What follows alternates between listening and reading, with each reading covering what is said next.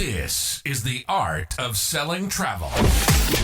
We're diving in to give you useful and practical tips on how to make more money starting now. We're pulling back the curtains on the best sales strategies to show travel professionals how to close more sales and create raving fans. Helping travel advisors master the art of selling travel. You can't market your way out of a selling problem. This is the art of selling travel. And here to guide you through it all, Glenda Beagle. Hello, everybody. I am so excited. We have a fabulous episode coming to you today. I am joined by Fiona with the Israel Tourism Board. Now, this is going to be kicking off a brand new series of episodes that we're going to be bringing for you, all with tourism boards to talk to you about how to sell the tourism boards. There's lots of opportunities out there for you to get more information on how to market with them and use their image libraries, or there's some fabulous companies out there that will help connect you with all of that information. But these episodes are going to be dedicated specifically to helping you better understand the destination so that you can sell it with more confidence. So we want to share with you some insider tips, give you some resources to be able to overcome some of those objections. And of course, we're going to talk about maybe some of those common myths that you might have or misconceptions you might have about a destination. So welcome, Fiona. I am so happy to have you today. Thank you so much. And thank you for asking me to join. My first podcast, although I've been enjoying listening to some podcasts out there, and I love them. You do your housework, you do whatever you're doing in the background. You've got multitasking is great. You know what? I love podcasts. They are fabulous for when I'm walking the dogs. Oh, yes. Because, half hour to an hour here and there, it becomes my own little world. And I absolutely love it. There's so much information you can get. And let's be honest, I don't know about you. Well, I'm going to talk for me. I'm kind of webinared out. You can only sit through so many webinars. But yet these are tasks, like you said, whether you're cooking supper or you're cleaning the house or walking the dogs or whatever it is, this is tasks that you have to do. But this way you get to double it up and you get to, either be educated or entertained or edutained. We're really going to try for some edutainment today for sure. Wonderful. I love that. That new term. And I'm already thinking this to replace webinars with a podcast. There's a market for that, I'm sure. Oh, 100%. Players together to do that and promote that with the community, the travel community. Yes. Yeah, absolutely. Absolutely. And frankly, they're a lot of fun. Yeah, no, I know. We connected about 25 minutes ago and we've been chatting, and I haven't had this kind of conversation with a friend in so long. So, yes, we know each other from the industry, but this is very nice connecting like this. Absolutely. So before we dive right in, why don't you share with everybody a little bit about yourself? And then we're going to talk all things Israel today. Yes. So my name is Fiona Cosman. I've been in the Canadian travel market for a while. It's been a while. And if I say how many years, it'll just age me. So I worked early on, I worked in the hotel industry. I worked with a cruise line. I worked within the trades, working both supplier and agents together with a consortium. I've lived in another country and worked in technology. But I find myself with Israel since August last year. I have been to Israel. It was for a travel conference actually in 2016. It was the ITT travel conference with a British firm. And I had the opportunity to tour Israel, and little did I know that I'd be working and representing the country. And I'm scheduled to go to Israel in June, so I'm very excited about that.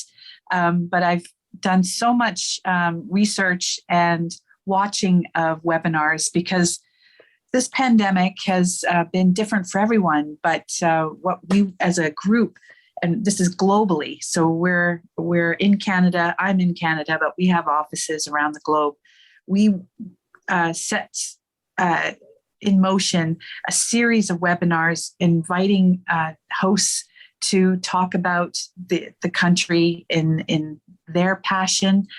So I got to watch all of those and learn, but it'll all come together when I can go to the land and see it for myself, for really maximizing that research and bringing it to home, which will help me talk about it as well. That's awesome. That's awesome. So let's just jump straight in there. Obviously, you're going there in June. So as we make our way out of a pandemic or into the next phase of it, whichever way we all want to look at it, what is it that Israel is doing? And of course, keeping in mind, everybody, depending when this airs or depending when you're listening to it, things may have changed again. So we're going to make sure there's a link in the show notes for you to be able to go and get the most up-to-date information. But what is Israel doing to help keep everybody safe? I think just in general, in the media, Israel has led the course of vaccines and the experiences through the pandemic. Israel is very safe. In fact, anything for travel related questions, we have a website now that contains everything. It's connected to the Ministry of Health in Israel. So it tells you about PCR test requirements and border cross-border areas to go. And I say this because at the start you had to fly in from North America. You had to fly in through the Ben Gurion airport, but now you can cross the border over the land borders as well. But it's israelsafe.com. And it starts when you hit the website, it starts with a fantastic video, and then it has all the details necessary when traveling to Israel. And it's different for many countries. So very similar for some countries and very different for other countries. So it is meant to explain for every country. So you might find that there's information on there that's irrelevant, like we were accepting people with the vaccine of the Sputnik. And we actually mention it on the website, but that's because we have travelers from other regions. So yes, the link will be on your podcast, but just to facilitate all the travel questions, and I still get them, people calling the tourism office, and I direct them to that website, and then I never hear from them again. So it must give them the answers that they're looking for. Now, vaccines, we were the first to go, most recently, I heard in the news, we were the first to go to the fourth dose. We were the first to lock down. They were definitely leading the pack. And at the same time, we're a small country, and people still were living as they were normally. So staycations had a new definition. Because of small country, people were still going to hotels just to get away from it all, although the hotel was 2 hours away. So Israel as a country is about the size of Lake Ontario, Wow. or New Jersey. Oh, wow. It's probably more shaped like Jersey, Yeah. but as an area, it's about the size of Lake Ontario. But what you can do, so basically you can drive from one end to the other in 5 hours. And from the top, the north, in certain times a year, you can go skiing. There is actually a ski lift with 11 lifts and a mountain at the north end. And on the same day, you could go swimming in the Dead Sea or lay on the beach. Or even the next day. And when you're thinking about going away on holiday, you're thinking of blocking your time to going to a sun destination, and that's your holiday. Whereas in Israel, you could do everything in one holiday. So if you're new to selling Israel, just if a customer is asking where should they go if they want to do this or that, you can right away say Israel and then listen to what they really mean, and you can still find elements of Israel to offer them. And I've packed in a lot of information from where we were at with the COVID But there's just so much to say and offer as Israel as a destination. It's hard to just stop talking. So I'll ask for the next question so I can branch off to something else. Well, you mentioned the Dead Sea. So let's talk a little bit about that. What, for those, I don't ever want to assume that everybody understands the Dead Sea. What is its true claim to fame, or what is it that we need to know, or why should people even be sending their clients to the Dead Sea? Well, there's a lot of answers to that. First, Israel as a whole is a natural outdoor destination. And from the pandemic, that might be a huge consideration for people to stay away from crowded rooms indoors, because much of your holiday can be done outdoors. The Dead Sea is actually the lowest point on Earth. So one of the things, and I can't wait to experience it, but you do not need to wear suntan lotion there because of the added space protecting you from UVA rays. No way.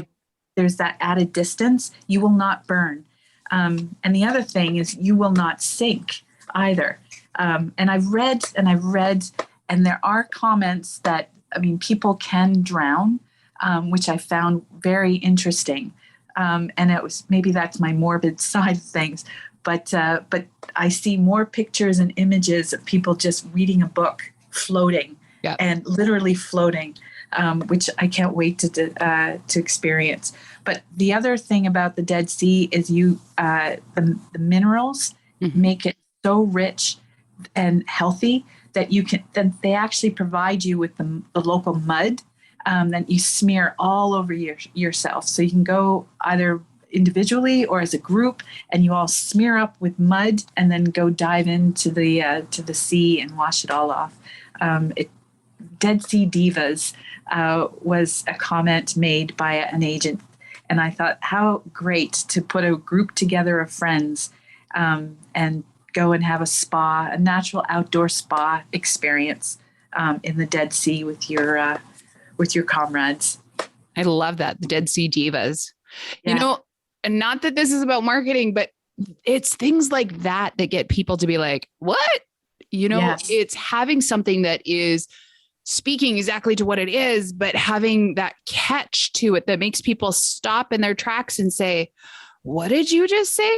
So yes. And there are spas and hotels, of course, that line that whole area. And throughout Israel, we actually have a new David Kempinski hotel opening next week in Israel, the David Kempinski Tel Aviv. Oh, and it's the most luxurious property, and it just looks fantastic. We had the pleasure of welcoming the North American rep here in our offices with some training, and she just spoke of it with such glamour. And there's options there. They have a suite that has its own swimming pool.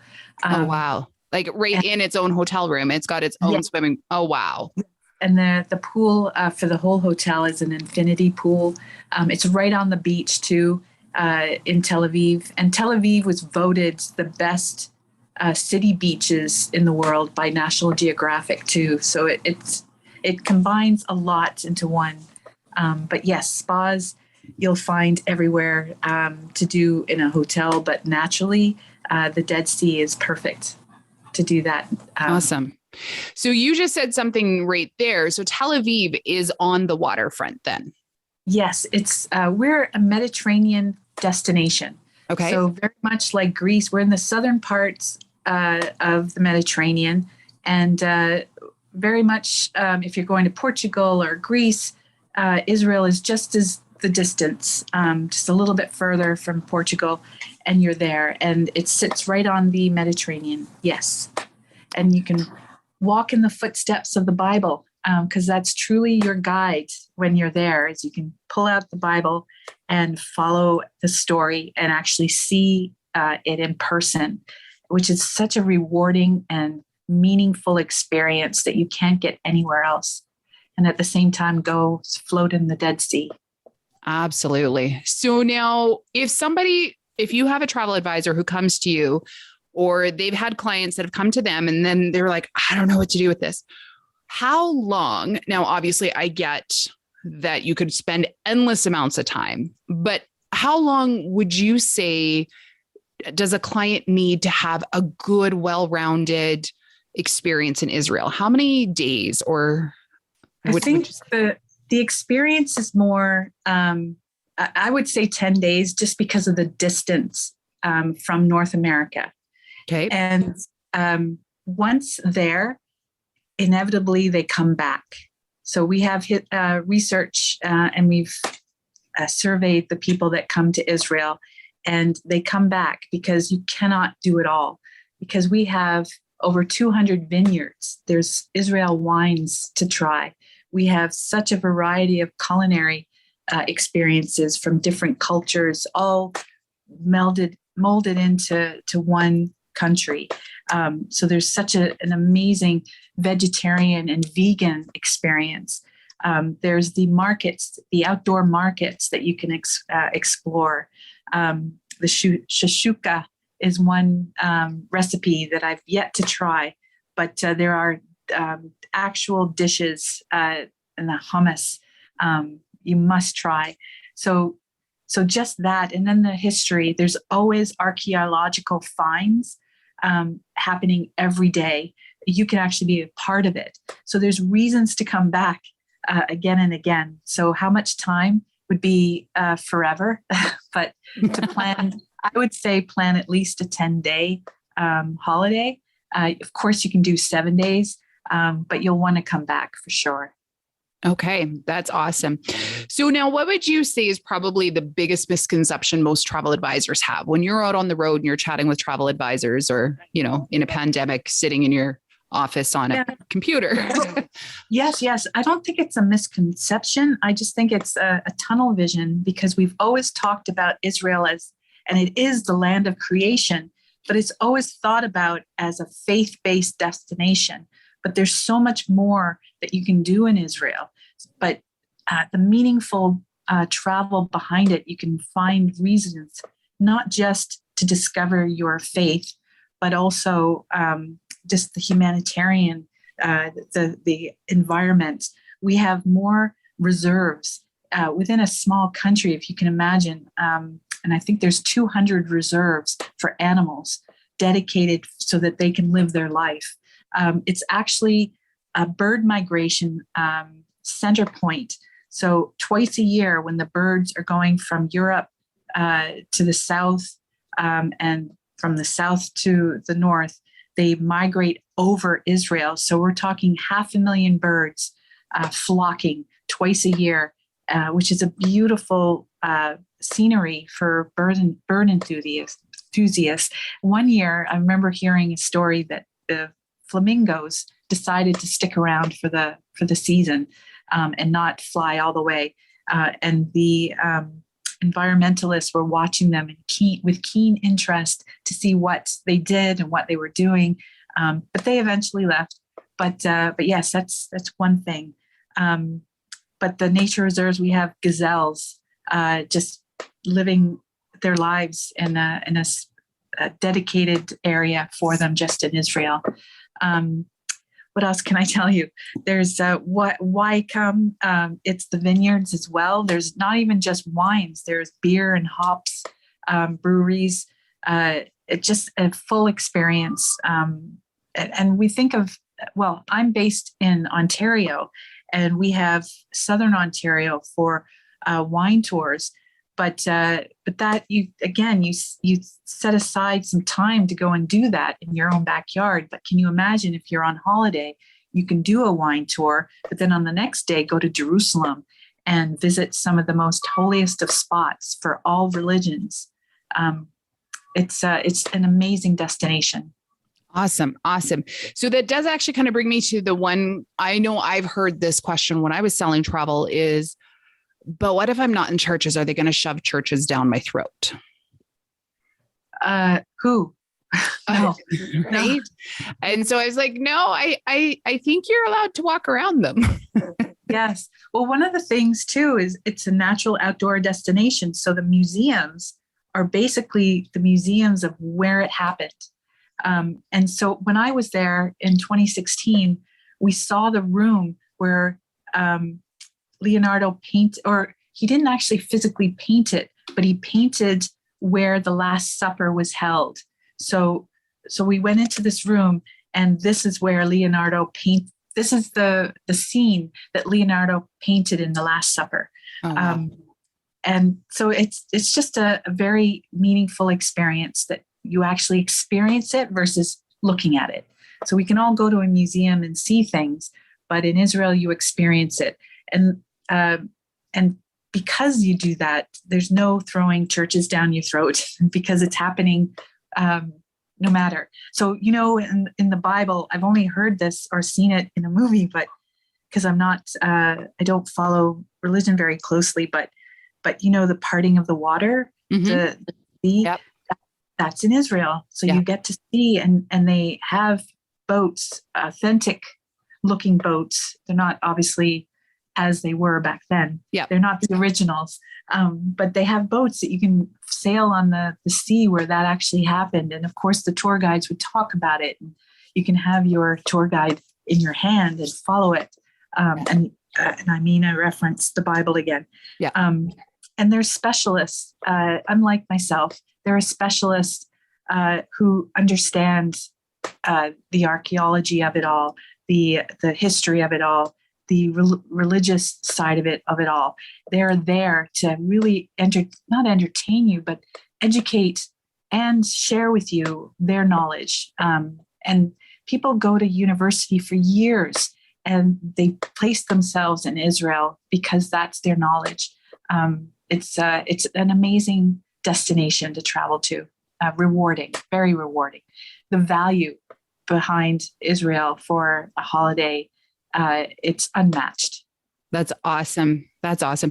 And so I would imagine this is obviously going to be a very bucket list type destination for many people, part of the pilgrimages and everything else.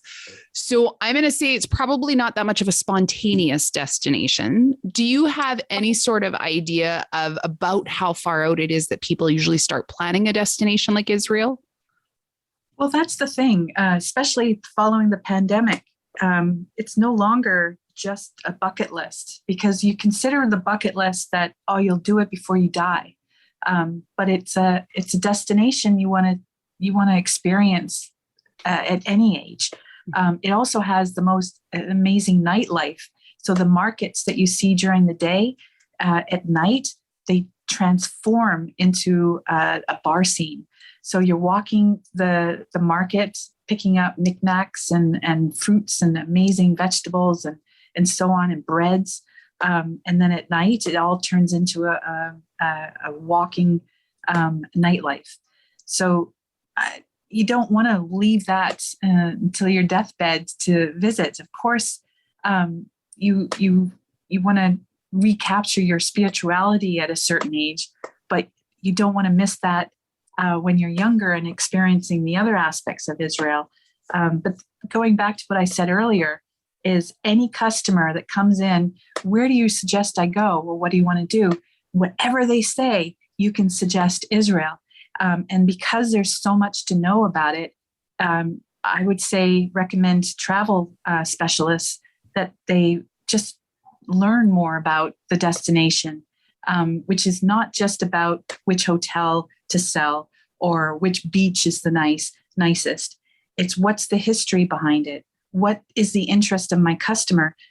Because there's the best Baha architecture in Israel as well. They have, graffiti artists. There's no empty place in Israel. There's graffiti artists to enjoy, to see what they have. And the weather, it's sunny there 325 days a year. Okay. So it's almost a guarantee that you won't get rained out, which sometimes happens in tropical destinations. Awesome. Yeah. So now, if you were a travel advisor who had clients that were over in that general part of the world, and their clients are like, I only have 3 days, but I want to hit Israel, what should they be focused on for those 3 days? Well, it really depends on where.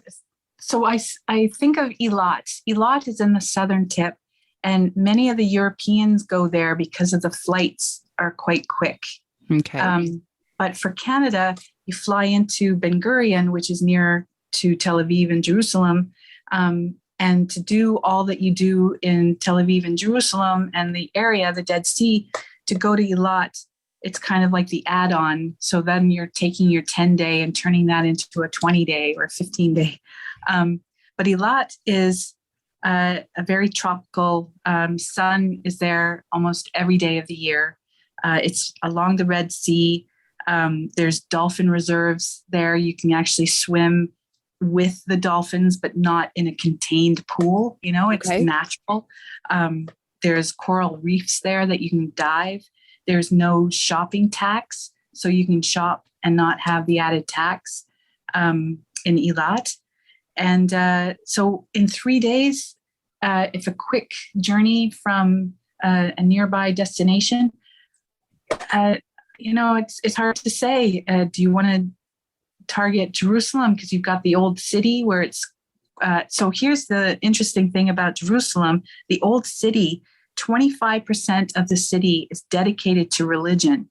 Now, if you think about even the town that you were describing of 15,000, there's still grocery stores, there's bus routes, there's fire departments, there's shopping malls.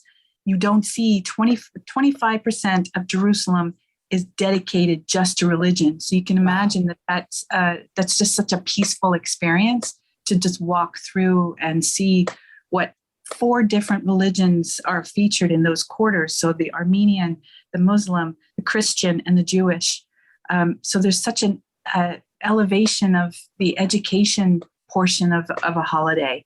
And we make it fun too in Israel. So there's the Tower of David has a light show in the evening where, because it's multicultural, it's not said, but it's more a light and music scene that you don't want to miss when you're in Israel, in Jerusalem, visiting Jerusalem. But 3 days, it really depends on what you want to do. And you can pack it full of visiting wineries. You can visit museums. There are museums there that can take an entire day to go through. There's the memorial for the Holocaust as well. So if you have that interest to revisit your own history, there's memorials to visit, and churches, and again the footsteps of the Bible. There's so much. I couldn't pack it in 3 days, but you can enjoy yourself in 3 days. You can eat so much and not have more than the same thing, although you'll probably find your favorites quite quickly. Yeah, absolutely. So because I know when I sold travel, a lot of people they'd be like, well, just give me 3 days in this country and 3 days in that country. And I'm like, you're never going to see it all. And clearly 3 days just isn't going to do it in Israel. But if they have to, they're just going to need to narrow down specifically what type of experience they're looking for. Well, yes, absolutely. Good answers for that. But at the same time, it's a relatively small country. So you can do a lot because of the distance is quite close. You can do a lot more. So you can do Jerusalem in half a day, Tel Aviv in the next day or in the afternoon, and then go up to the Sea of Galilee, or you could go they have triathlons and marathons in the desert or along the beach. There's whitewater rafting as well. It really does come down to what you'd like to capture. But you can sit on the beach as well. Awesome. So now for those that maybe have passengers that are a little bit more of a timid traveler because they haven't traveled much, but they do want to go and walk in the footsteps of the Bible or want to go to the Dead Sea or things like that, but maybe they're not as well traveled. What would their experience be in terms of finding people speaking English? Is English well spoken there, or is it limited? Yes, no, pretty much everyone speaks English. Hebrew is, of course, the first language, but pretty much everyone speaks English there. It's very much a modern nation. It's actually going to turn 75 years old next year. It has thousands of years of history, but as a country, as a state, it's just about 75 years old. So it's very much a modern place to go. Okay, fantastic. And in terms of currency and things like that, what kind of currency are they running on? They use the Israel shekel. It's the Israeli new shekel. Okay. And I did a cost comparison to the Canadian dollar, and its value is very similar. So I did a cost comparison from a taxi from the Ben Gurion airport to downtown Tel Aviv with Pearson and downtown Toronto. And it was about $50 Canadian, $50 shekel. Okay. And the distance was very similar as well. Okay. So about 30 minutes from Pearson to Toronto and about 30 minutes from the airport to Tel Aviv. So I'd say it's quite close in value. Would you say restaurants and other such would be similar? So a similar caliber restaurant here in North America, you'd be looking similar dollar for a similar caliber there? Yeah, I would say that you wouldn't be shell shocked. It's not like all of a sudden you're spending twice on food that you would go out to a restaurant. It really depends on what you order and where you're going. There's choices. So you can go high luxury or you can go camping in the desert. So you can do everything in Israel. And I would suggest, if you're timid, to hook up with a tour guide. There's many people that sell packages here in North America, but there's just as many selling packages out of Israel as well. So the tour operators there's many to connect with. There was something else I wanted to say. Yeah.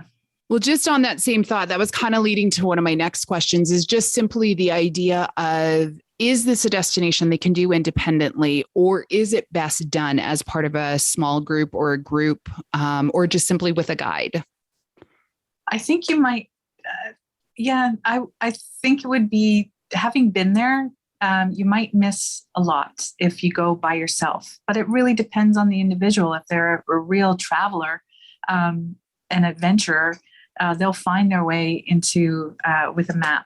And there's lots of things to find online to really tell you where to go and create your own tour.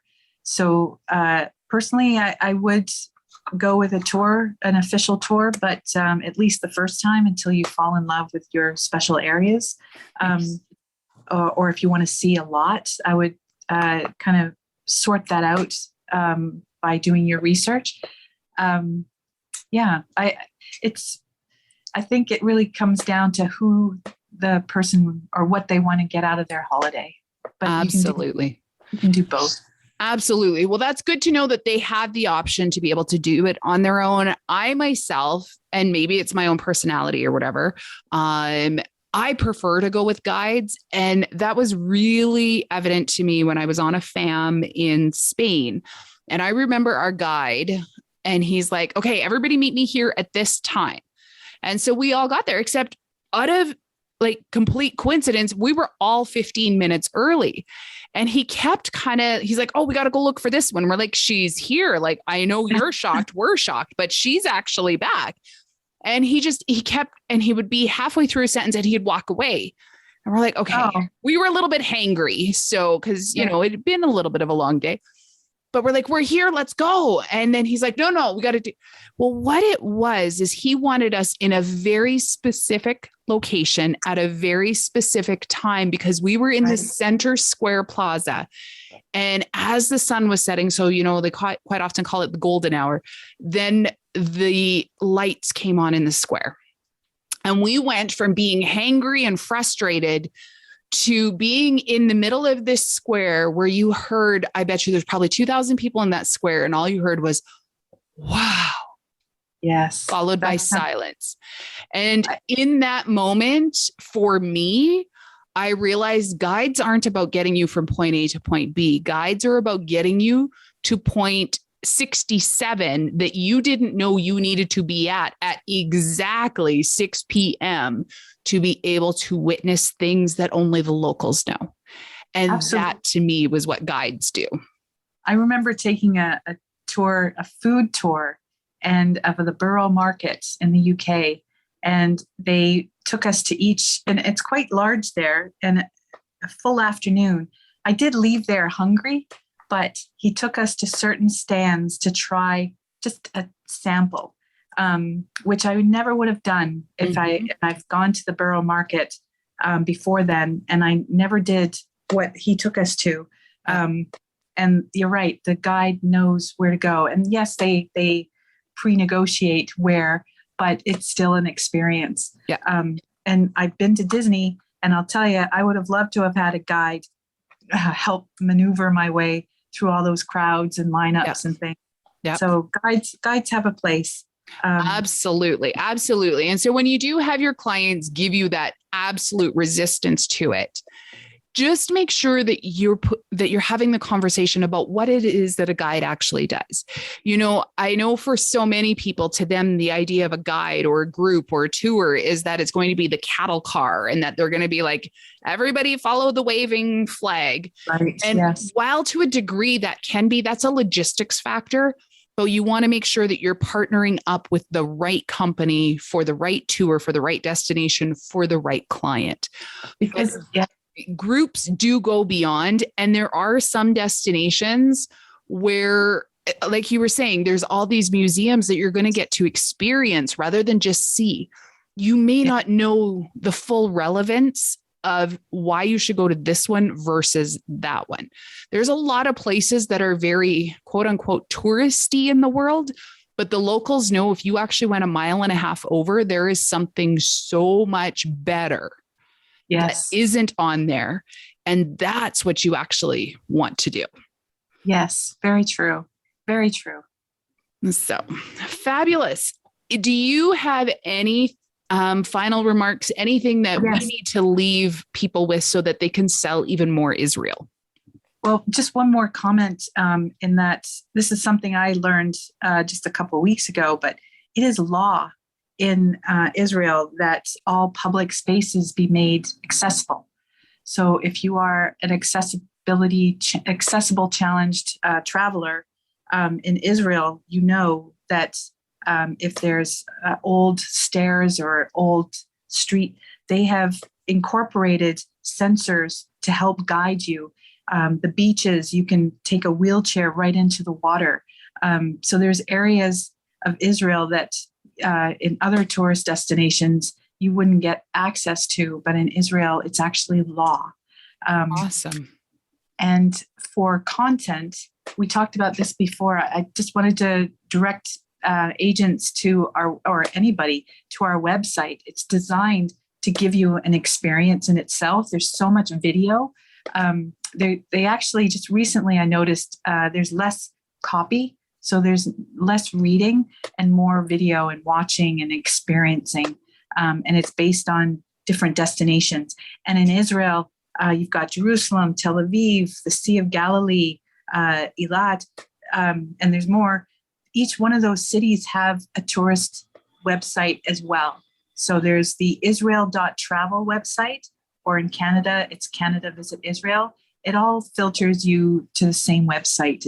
It knows where you're hitting the website, so it gives you the local. But in Israel, we also have tourist boards in Jerusalem, another tourist board in Tel Aviv, which will give you more details of the different festivals. And Israel is known for being a great LGBTQ centric place, a very welcoming destination overall. But in June, we have the Pride. There's actually two Prides, one this June and the other is the Bear Pride coming up later in the year.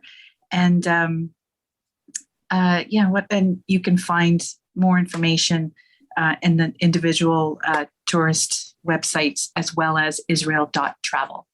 I love that. That's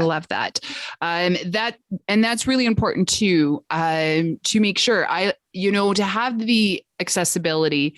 And then, of course, we always get the question of the LGTBQ as to whether or not they can feel safe and comfortable in traveling to these destinations. And I have to be honest, maybe this is some of my own preconceived thoughts of it.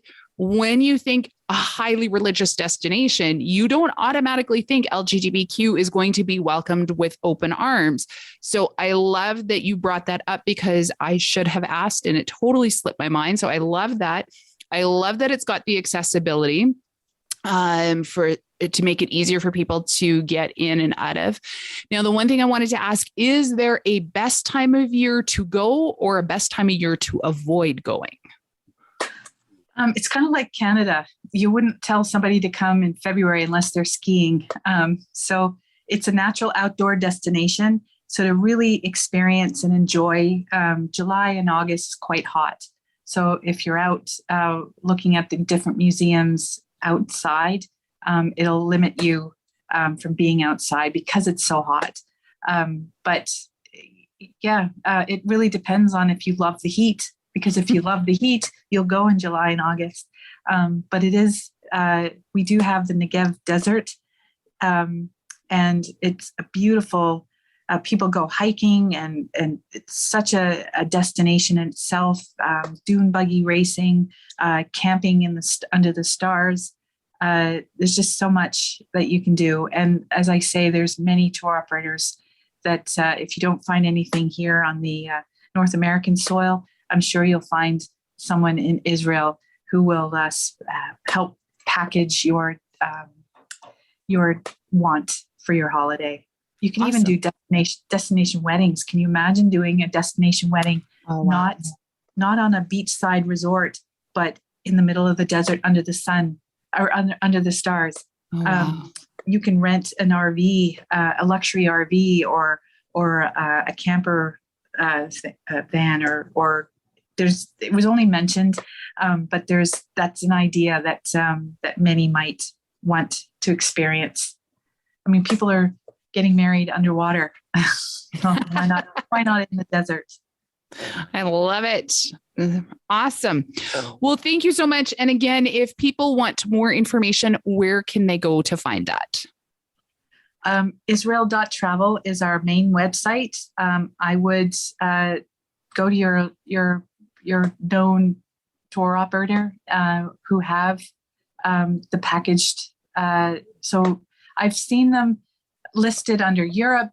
We're not part of Europe, but we're part of the Middle East. And we've got, because of the Abraham Accord, we have new connection and with other regions with airlifts. So where to go, it would be your local tour operator for more information, or the Israel.travel website. Awesome. And we're going to link that Israel.travel website up in the show notes. And thank you once again. I can't wait to hear all about it when you get back in June. Oh, thank you. I look forward to telling lots of stories. Awesome. Perfect. Well, that takes care of us for today. And we will see you right back here next week, guys.